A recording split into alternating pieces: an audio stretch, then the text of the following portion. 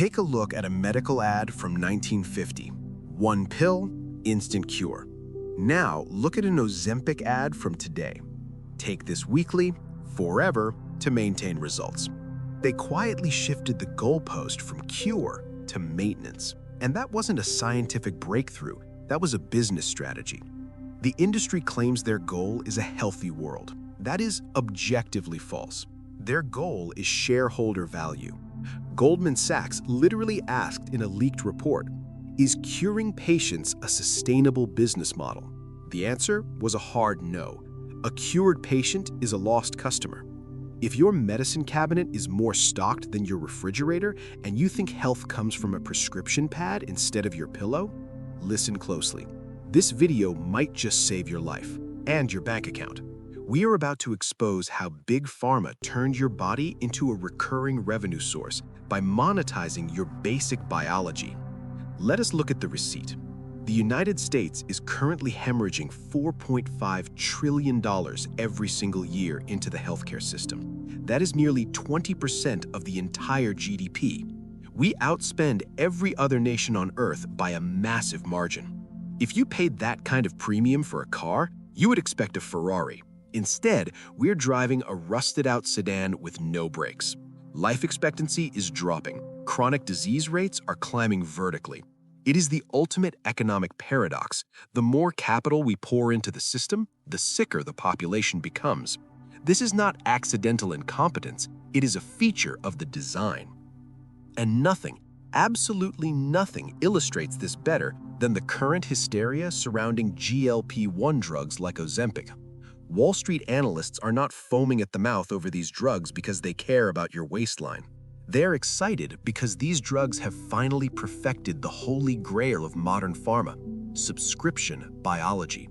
You take the shot every week, you pay the fee every month. If you stop, the weight comes rushing back. They successfully transformed weight loss from a biological goal you achieve into a financial service you rent. It is the Netflixification of your metabolism. They do not want to fix the engine, they just want to lease you the fuel. This systemic shift has fundamentally broken the human element of medicine. Be honest with yourself here. When was the last time a medical professional actually looked you in the eye and asked, "What are you eating for breakfast?" When did they last ask about your sleep schedule or your daily anxiety levels? They don't do that anymore. They look at a spreadsheet of blood work, they match a high number to a patented pill, and they get you out the door in 6 minutes flat. The question, why, has been completely erased from the medical dictionary. Because if they actually asked why you were sick, they might accidentally find a root cause that does not require a monthly copay. And finding a cure that does not require a subscription is simply bad for business. Let me visualize this for you with a simple metaphor. Imagine your body is a house, and right now, the roof is leaking. Rain is pouring into your living room. This rain represents the root causes of your illness: the processed sugar, the sedentary lifestyle, the chronic inflammation. A sane person would grab a ladder and patch the hole in the roof. But modern medicine doesn't sell ladders. They don't make money fixing roofs. Instead, they sell you buckets. Extremely expensive, scientifically advanced, FDA-approved buckets to catch the water.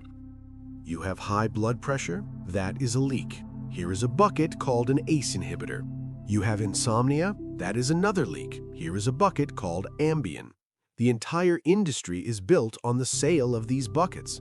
And here is the dark economic reality. They need your roof to keep leaking. The more holes you have, the more buckets you need to buy. If everyone suddenly fixed their roof, the bucket industry collapses overnight. They are not in the business of repair, they are in the business of dependency. But how do they enforce this? How do they ensure that every doctor you visit acts as a bucket salesman instead of a roof repairman? It is called the guideline trap. You assume your doctor is making an independent decision based on your personal health. That is a fantasy. Your doctor is following a strict algorithm, a flowchart known as the standard of care. And guess who holds the pen that writes the flowchart? Big Pharma funds the research studies. Big Pharma sponsors the massive medical conferences, and Big Pharma heavily influences the committees that write these treatment guidelines. These documents explicitly prioritize pharmaceutical intervention as the first line of defense. Lifestyle changes are treated as a nice little bonus, a footnote, not the cure. If a doctor tries to go off script, if they prescribe a strict nutritional protocol instead of a statin, they risk insurance audits, lawsuits, and losing their medical license. They are handcuffed to the prescription pad. The system is rigorously designed to ensure that the answer to every biological problem is a commercial product. So who is actually pulling the strings here? You probably think the villain of this story is Big Pharma, and you are right, but you're missing half the picture. Big Pharma is just the cleanup crew. To understand the full scale of the scam, we have to look at the arsonists who started the fire. Enter Big Food. Companies like Nestle, Coca-Cola, and General Mills, they have spent billions engineering food products that are not just tasty, but biologically addictive. They flood the grocery aisles with high fructose corn syrup, inflammatory seed oils, and hyper-processed sludge designed to hijack your brain's satiety signals. They create the problem. They manufacture the diabetes, the obesity, and the metabolic chaos. And then, right on cue, the pharmaceutical giants swoop in with the expensive solution. You buy the soda, then you buy the insulin. One hand feeds you the poison, the other hand sells you the antidote. And here is the plot twist that should make you sick to your stomach. If you pull up the shareholder lists of the biggest food corporations and the biggest pharmaceutical giants, you will see the exact same names sitting at the very top. BlackRock, Vanguard, State Street. The same massive asset managers own the companies making you sick and the companies treating your sickness. It's not a conspiracy theory, it's just a diversified portfolio. Money flows from your wallet to Big Food, destroys your metabolic health, and then flows from your insurance premiums to Big Pharma, all landing in the exact same ledger. Your body is just the transaction terminal for their wealth transfer. Now, I can hear the comments section already. But wait, stop being so cynical. Medicine saves lives. Let me be crystal clear. If I get hit by a bus or have a raging bacterial infection, take me to a hospital immediately. Modern medicine is a miracle for acute trauma.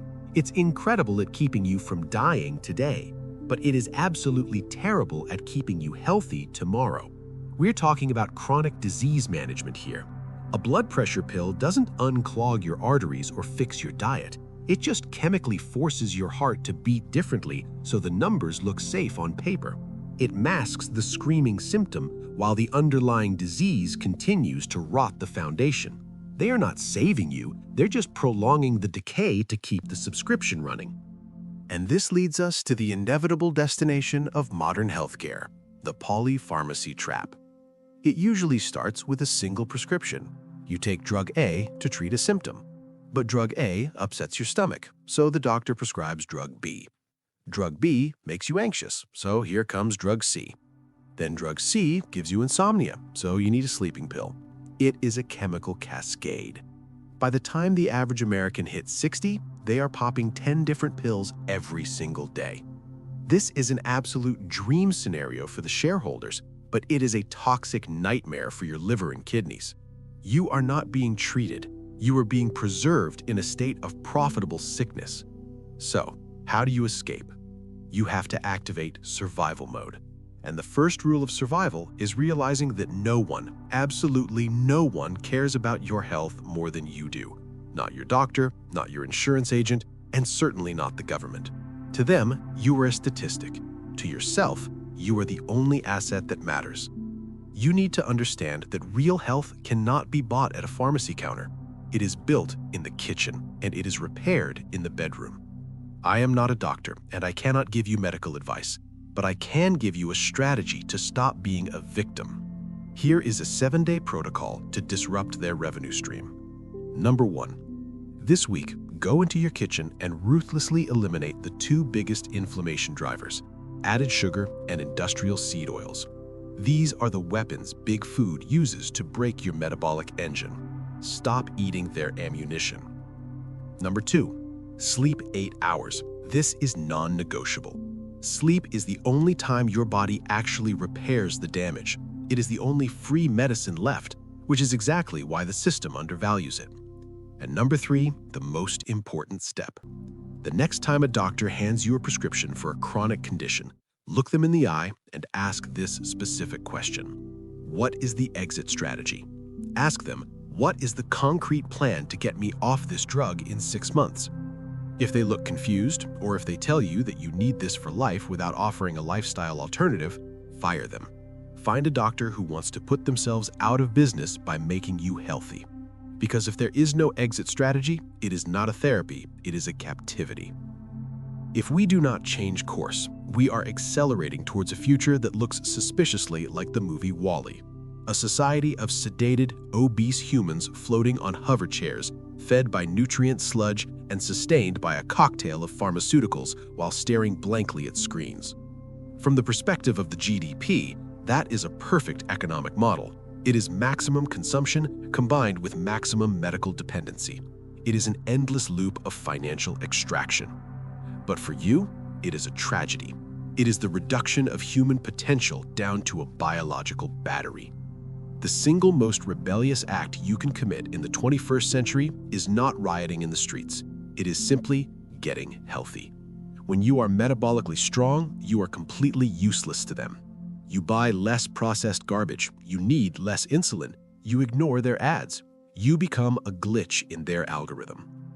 So, be the glitch. Be the bad investment they cannot monetize. They are banking on you being a patient for the next 40 years. Prove them wrong. And while you're at it, hit that subscribe button. Consider it your weekly dose of antidote to keep your mind as healthy as your body needs to be. Class dismissed.